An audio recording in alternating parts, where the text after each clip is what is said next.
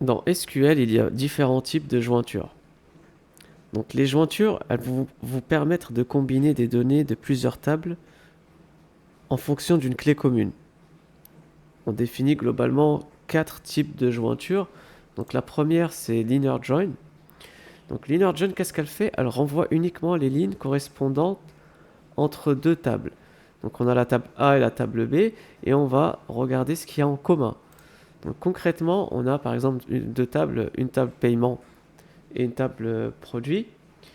Et en faisant un inner join sur la clé good ID, on va récupérer uniquement ce qu'il y a en commun.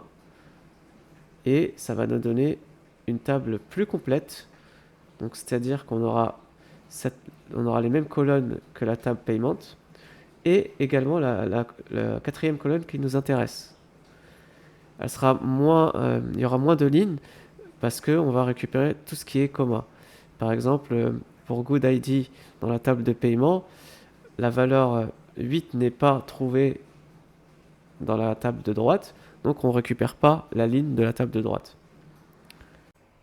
Ensuite, on a le left join. Donc le left join, qu'est-ce qu'il fait? Il va envoyer toutes les lignes de la table de gauche et les correspondances de la table de droite.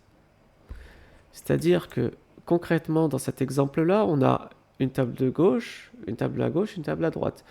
La table de gauche, elle fait 4 lignes, donc il y a 4 lignes. Et quoi qu'il arrive, on va récupérer toute la data, toutes les lignes de la table de gauche. Mais on va essayer de les faire matcher avec la table de droite, justement parce qu'on veut agrémenter la data. On veut rajouter une nouvelle colonne qui est country. Et dans ce cas, on va faire un left join en fonction de l'ID.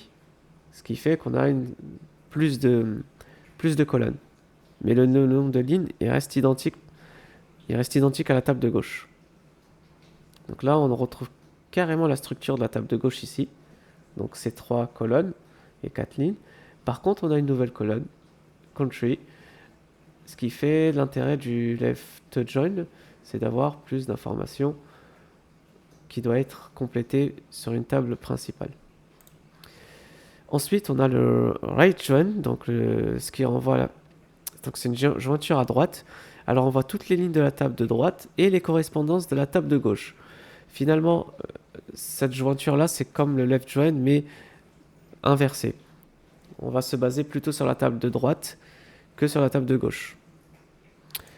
Enfin, on a le full join. Donc le full join, il va combiner les résultats du left join et du right join. On va tout prendre pour avoir toutes nos données.